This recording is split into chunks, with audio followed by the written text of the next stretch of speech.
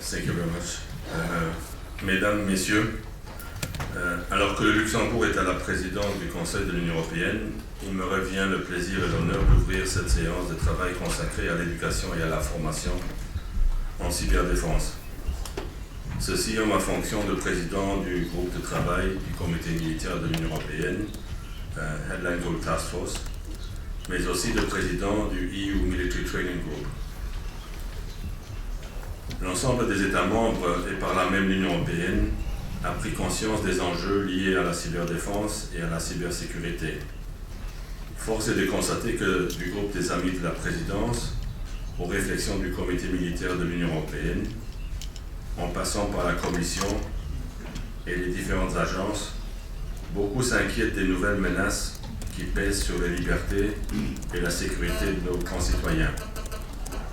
Par l'existence de cet espace numérique dont nous sommes aujourd'hui tous dépendants. Mais il ne suffit pas de regarder la vigne pour obtenir un bon vin. Il faut des vignerons, des vendangeurs, de la méthode et du temps pour mûrir. Les vignerons, dans le cas présent, sont nos décideurs. Ils sont de différentes régions d'Europe et ne partagent pas la même culture du vin. Il y a une différence aussi grande aujourd'hui dans l'appréciation de ce que doit être la cyberdéfense entre certains de nos États qu'il y en a entre un vin Tokaj de Hongrie et un vin luxembourgeois.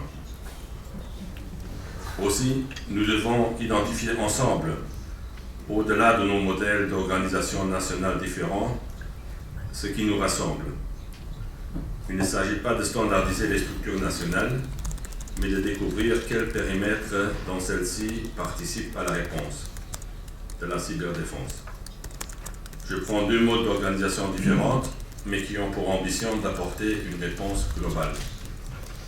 La France a une chaîne de cyberdéfense intégrée, tandis que la Grande-Bretagne se partage entre plusieurs structures différentes.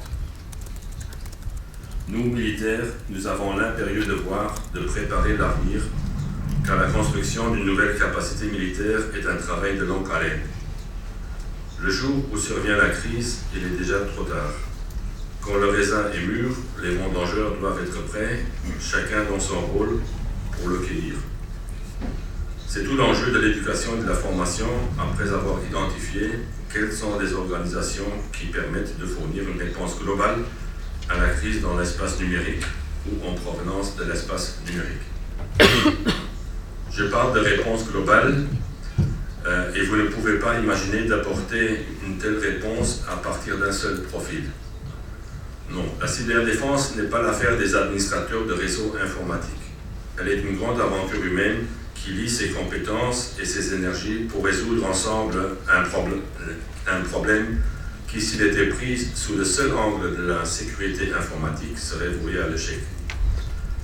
À travers l'éducation et la formation de nos militaires et de nos agents, nous devons construire une nouvelle capacité pour répondre à l'appropriation d'un nouvel espace. Je parle évidemment de l'espace numérique.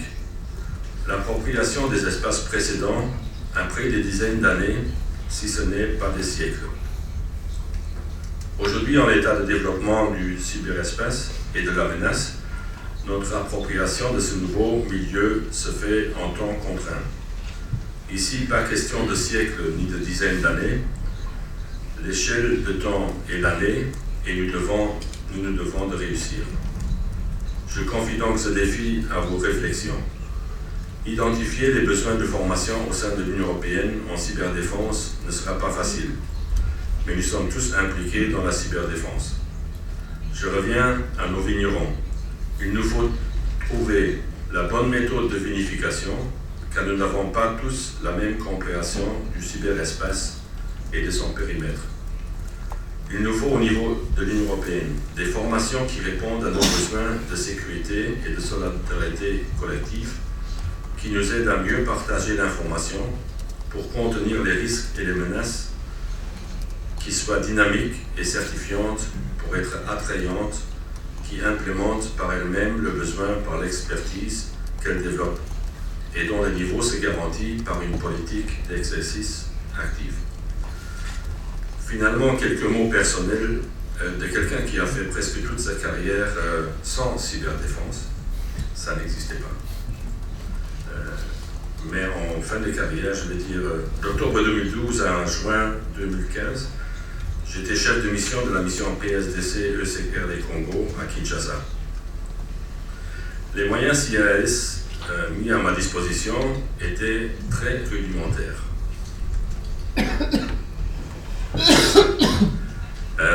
Et quelques Motorola. Pour ne pas dire inexistant pour ce qui est de moyens protégés. Donc pour des moyens protégés, je devais faire 30 minutes de voiture pour aller à la délégation et trouver le téléphone protégé de l'ambassadeur chef de délégation. Donc quand Kabila a fermé les réseaux, c'était fini. Certains quartiers autour de la présidence, les Motorola, ça ne marchait pas parce que c'était tellement brouillé, il n'y a rien qui marchait. Donc, je devais que dans ma mission à Kinshasa, sur la cyberdéfense, personne ne se préoccupait vraiment de cela. J'ai peut-être eu beaucoup de chance où un personnel qualifié dans ce domaine, c'était une mission à la fin d'une trentaine de personnes, donc il reste beaucoup à faire.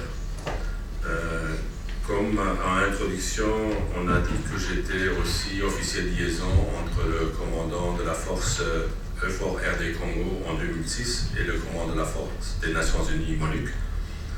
Si vous voulez d'autres explications ou si vous avez des questions entre l'interopérabilité ou la communication entre des moyens de l'Union européenne et les Nations Unies sur le terrain, je suis disponible pendant la période de questions de vous en donner quelques-unes. Merci mesdames et messieurs pour votre attention.